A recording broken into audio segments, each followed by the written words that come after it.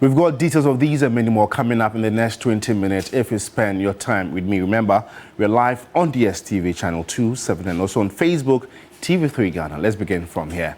In what is now a full-blown political tussle between the government and the opposition, the Attorney General has vehemently denied allegations of persuading Richard Jakpa, the third accused in the ambulance trial, to implicate the minority leader, Ato Forson. And the court yesterday was thrown into a frenzy when the third accused in the ongoing trial made damning allegations accusing Godfrey Dame of coercing him into allegedly fabricating evidence against the former Deputy Finance Minister. Lord Edwasari was in court and reports. During the trial, businessman Richard Jakpa, who was being cross-examined by Godwin Edudzi-Tamaklo, counsel for Keso Ato Forson, was cautioned by Justice Ifya Sewa Asare-Botwe to be direct in his responses rather than going around it and wasting the court's time. The third accused was responding to questions on who was behind approval of letters of credit for the purchase of the ambulances. Attorney General Godfrey Yeboah-Dame, reacting to the judge's caution, accused Richard Jakpa of defending Dr. Keso Ato Forson. This triggered the third accused, who retorted that the Attorney General appeared pained because he had engaged him to help the state make a case against Dr. Keso Ato Forson. Richard Jakpa alleged that he had been approached by the AG and had had odd-hour meetings with him on implicating the former deputy minister, but he refused. The minority leader, who was present in court, was taken aback and looked upset by the development. Justice Ifya Sewa Asare-Botwe then stood down the case and called all representing lawyers as well as the Attorney General into her chambers for a meeting. After about 30 minutes, the case was recalled, after which she indicated that at the next hearing, a stay of proceedings motion filed by counsel for Ato Forson will be heard. The case has been adjourned to May 28 for further cross-examination of Richard Jakpa. Dr. Keso Ato Forson, together with Dr. Sylvester Animana and Richard Jakpa, are on trial for causing financial loss of 2.37 million euros to the state through a contract to purchase 200 ambulances for the Ministry of Health. The state has, however, discontinued the case against Dr. Sylvester Animana. Lord Edwasari, TV3 News, Accra.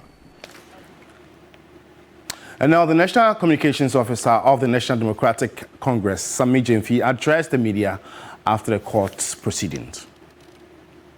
But we were shocked to the marrow when the third accused, under cross-examination, disclosed to the courts that the Honorable Attorney General has been reaching out to him, calling him over the phone, and that he has met with him in person, and that the Attorney General has been asking him to give false testimony to the courts and skew his testimony in such a way that corroborates the case of the Attorney General against the first accused, so that the first accused can be convicted and jailed. He said this in open courts and asked that it should be put on record. And her ladyship also directed that same should be captured by the record. And so what we are talking about is something which is on record. And we as a political party are totally scandalized and disgusted by this development. We are not surprised because we've always known that this is a stock in trade of Godfrey Yeboah-Dame. This is not a man who is interested in justice or the law. This is not a man who is an Attorney General and Minister of Justice. No, this is a devious character with no honor whatsoever, no respect for justice, no respect for the rule of law, no respect for the rights of accused persons, and who always go about manipulating judicial processes to get his way at all costs. Meanwhile, Phyllis Kwachio Fosu, a member of the NDC communications team, tells TV3 the AG's letter of denial is a lie, adding that the party will expose Godfrey Dame next week with more evidence. Lie from the pits of hell. He fabricated it in a bid to throw dust into the eyes of the public, so that this severe accusation that has been leveled against him by Jakpa will be watered down. And I am a member of the National Democratic Congress. For that reason, if it comes to light that the Attorney General is going about scheming to fabricate evidence against the minority leader, it's a matter that we take very seriously. That is why we have served notice that in the early part of next week, we will hold a press conference and publicly disclose the facts and evidence we have on this matter. Because what we are not going to stand for is malicious prosecution initiated by a callous attorney general whose only motive is to silence persons who are critical of this government. And reacting to the allegations against the Attorney General, his spokesperson, Wilberforce Mensah, insisted that the minority leader, Ato Forson, was hoping to discontinue the trial. Allegations that are being thrown out, or the narrative that is being spun, is as if the Honorable Attorney General meeting with A3, the accused person in this regard, is something that was so untoward, so unheard of, as is being aggressively spun or thrown out in the media. Well, if you're just tuning in, you're watching the first news bulletin of the day right here on TV3 with me, George Quinnin. More news this morning. Social Security and National Insurance Trust NET's confirmation of plans to divest 60% of its stake in 4 of its hotels has been greeted with sharp reactions. SNIT intends to partner with Rock City Hotel, a hotel linked to Agric Minister Brian Acheampong. In this report, my colleague Judith Brown catalogues SNIT's move and reactions from interest groups. SNIT's latest move to relinquish 60% of its stake in 4 hotels has come as a bombshell. After confirming its plans to seek support for the management of its hotels, SNIT announced its decision to partner with Rock City Hotel, a company linked with Agric Minister and sitting Member of Parliament for Abetifi, Brian Acheampong, which they claim submitted the best bid. Labour unions are upset as members of the SNIT government board, who are legally part of the union, have indicated they are unaware of the transaction. The process is still going on, but we have already sent our warning. Our members conveyed it strongly to them. We sent a letter to the chairperson of the board. We sent a letter to the chief of staff. We sent a letter to the minister for pensions, and we sent a letter to the Director General. We are confident that they will listen to us because we are raising very important issues. However, they are not the only individuals who oppose the partnership. North Tong MP Samuel Okudzeto Ablakwa has filed a petition with SHRAJ requesting an investigation. But what is the reaction of pension contributors themselves? Personally, if I were him, maybe I might not want to because of, public outcry and that kind of thing. Being a member of parliament and the kind of signal that it might send out there, and that is in terms of the image, so that might make it a bit dicey. But apart from that, if his bid was competitive and everything was done above board, he didn't have due influence, and I'm hearing that he's separate from the entity and everything was done rightly, I think it's good to go. Divestiture is a good thing. It's good to have the private sector involved. But some of these issues that have been raised have been going in Ghana for a long time. So I'm saying that yes, there is serious problems. This has been happening over the years. The problem is that we don't resolve it. We never get to the end of it. At the end of the day, the thing just dies. Brian Acheampong has expressed willingness to cooperate, but the outcome of the meeting Labour intends to hold with government remains unknown. Judith Brown, TV3 News. Away from SNIT, let's talk some legal matters. Director of Special Duties of the Movement for Change, Hobson Adoye, is to report to the ministry's police station every Monday to assist with investigations as part of his 20,000 cedi bail condition. The outspoken politician, who has been charged for the publication of fake news, self-confessed on an Accra-based radio station to detonating dynamite in the Volta region during the 2016 elections to scare voters in the stronghold of the NDC. The former Deputy National Security Coordinator in charge of airport, Hobson Adoye, was arrested on May 22 for claims of detonating dynamite in the Volta region during the 2016 elections. His detention at the ministry's police station was met with stiff opposition from supporters of the Movement for Change. On Thursday, May 23, he was whisked to the Dansoman Circuit Court amid heavy security presence. I'm talking to my lawyer, please. I'm talking to my lawyer. Leave me! I'm talking to my lawyer and then you are preventing me. Please, let me talk to my lawyer. The state prosecutor in his submission prayed the court to allow the further detention of Hobson Adoye to aid investigations as a bail would interfere with investigations.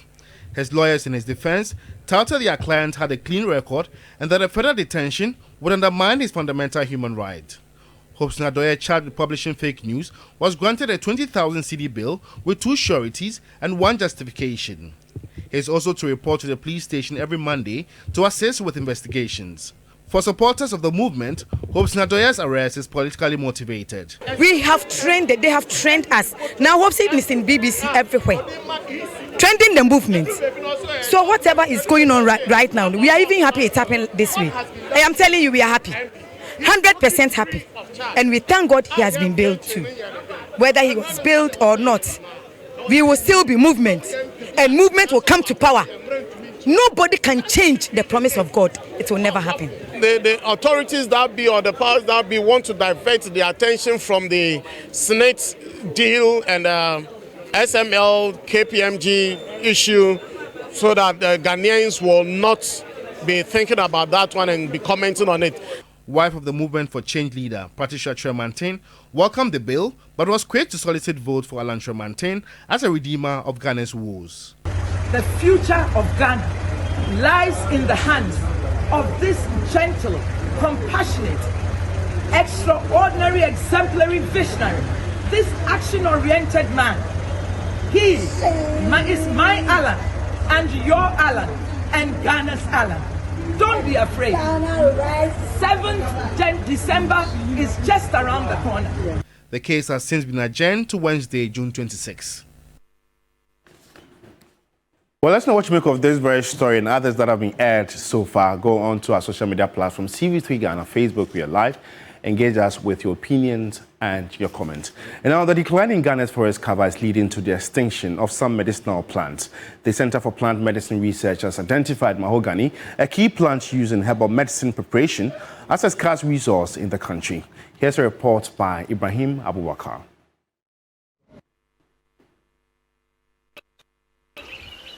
Despite its widely acknowledged medicinal value, mahogany and other medicinal trees are facing elimination threat. Agriculture expansion, logging, mining, urbanization and climate change contribute to the loss of these medicinal tree species through deforestation. The development, according to the Center for Plant Medicine Research, has an adverse impact on the production of herbal medicine in the country. If you take a plant like Kaya senegalensis, which is used in most of the herbal medicine preparations, now most suppliers will have to even go outside Ghana to get huge quantities for use. So that tells you that this plant is no longer common in the country. Most of the tonics make use of Kaya senegalensis. Most of the herbal beverages, and in this country there are several alcoholic bitters. Most of them make use of Kaya senegalensis, which is mahogany, and so it's having a huge impact. The executive director of the center, Professor Alex Asase, recommends investment in the cultivation of these plant species. There should be a deliberate effort to cultivate medicinal plants. I will urge private companies as well as government to support the massive cultivation of Kaya senegalensis.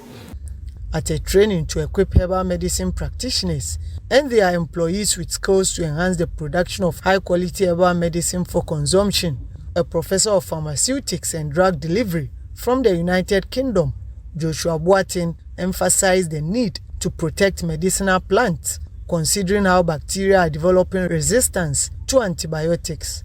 At the minute, we are not getting new antibiotics like the penicillins we used to have that would a broad spectrum and that would kill these microorganisms quickly. And so we have to go back to the plants from where we discovered these antibiotics in the first place, and there's millions of compounds in plants that hopefully we'll be able to get some to be able to address this problem. So that's kind of where the current research is. The training, spearheaded by Ghana Skills Development Fund, World Bank, and the Commission for Technical and Vocational Education and Training, is also geared towards tackling the proliferation of quack herbal practitioners. The only way to eliminate quacks is to increase those doing the right thing, and that's exactly what we have started doing. And now the goal for oil policy's effectiveness and relevance are being questioned due to challenges like a weakening cedi and rising fuel costs. Wisdom Safo evaluates the policy's impact in a volatile economic environment. In December 2022, the Ghanaian economy experienced its highest inflation rate in 2 decades, reaching 54.1%. The cedi's value dropped against major currencies and food and fuel prices surged rapidly. As of 23rd November 2022, the Ghana cedi depreciated cumulatively by 54.2% against the US dollar. Fuel price as it is, ever since it's been increased, things are also being increased. Government recognized the urgent need for action, and in response, the gold for oil policy was birthed. The depreciation of the cedi, as I have noted, has accelerated. To address this fundamental challenge that we all face of the persistent depreciation and its impact on fuel, in utility prices, food, and so on, government has opted to implement a policy of using our gold to buy oil products. The gold for oil policy allows Ghana to buy oil with gold instead of the US dollar, aiming to strengthen the Ghanaian cedi, stabilize inflation, and lower fuel prices. If we implement it as we have envisioned, it will fundamentally change our balance of payments and significantly reduce the persistent depreciation of our currency with its associated increases in fuel, electricity, water, transport, and food prices. Critics argued that the policy, despite its effectiveness, may foster corruption and were labeling it as a problem in search of a solution. We may even incur more expenses because we are bringing in an intermediary. There must be terms and conditions. The intermediary will earn money out of what you are going to, the transactions, the contract you have signed with him. That amount of money will be added to the cost of the oil that you are buying. At the end, we are not going to get it cheaper as the Vice President has tried to portray. In January 2023, Ghana received its first consignment of 40,000 metric tons of oil from the United Arab Emirates, costing around some $40 million. Inflation consistently decreased from 54.1% in December of 2022 to around 23.2% of December 2023. Ghanaian citizens are realizing that the policy has not fully addressed the economic reality of 2022, with the cedi still losing 19% of its value to the dollar and currently trading at 15 cedis, 10 pesos to the dollar. With the rates, it goes up on a daily basis. Last week Friday, it was 14.8. Saturday, 14.85. There's no day that you'll be there that the rate wouldn't change. The question arises whether the gold for oil policy was necessary without a long-term contingency plan. In a way, a bit in terms of economic stability. But economic stability is not entirely as a result of the gold for oil policy. But there are other factors that actually played a key role in terms of ensuring economic stability. The other factors include the IMF program that we roll on that actually help in terms of reducing the rate of inflation and ensuring exchange rate stability because we had foreign currency to back our reserves. The question remains about how to address the economic pressures that have arisen, even with the gradual phase-out of the gold for oil policy. We need to go back to agriculture, to boost the agricultural sector in order to increase our exports and also to have import substitution in industries. Businesses should import or buy goods and without needing physical cash. In terms of financing, it should go through the banks. The banks should do that for them instead of they needing physical dollars to buy goods and services from outside. A comprehensive story there by my colleague William. And our Deputy Minister of Food and Agriculture, Yao Frimpong Ado, says government has implemented measures to ensure reduction in food prices in the short, medium and long term. He gave the assurance in an interview with my colleague Evelyn Tingma. The daily increase in food prices has left many families in difficult situations as they are unable to bear the rising costs. President of the Ghana Agricultural Chamber of Commerce, Philip Abayori, is concerned about the price hikes and wants factors such as transportation and low cost of production to be addressed. Post-harvest losses are very high. There is a serious engagement that must be done between the ministry and the stakeholders to rethink how we are going to be able to produce to sustain the country. One, tomatoes, and then we are looking at the vegetables and other aspects of the food chain.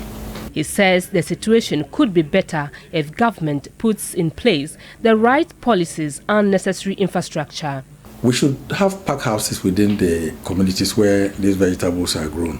We should also be able to prop up some off-takers. A country that will have about 60% of your population in the rural areas doing agriculture. And you know very well that once they produce that huge quantity of food, they don't have storage facilities. For common good, what do? You fix whatever is supposed to be to enhance their productivity. So it's as simple as that. The Deputy Minister of Food and Agriculture, Yao Frimpong Adu, has however pleaded with Ghanaians to bear with the high cost for now, indicating the harvesting season in weeks' time would see prices of foodstuffs come down. We are now planting for the first growing period in the southern belt. The northern belt, which is a food basket, they are now preparing their lands to plant. So we are so hopeful that this year there will be so much food that will carry us into the next year. But we should tackle the problem as we are facing now. The government, through the ministry, we are putting in some arrangement to mop up all the excess maize in the system so we can have stable pricing in the country. Maybe interministerial interconnectivity. We also ensure that transportation will also have to be controlled in a certain way.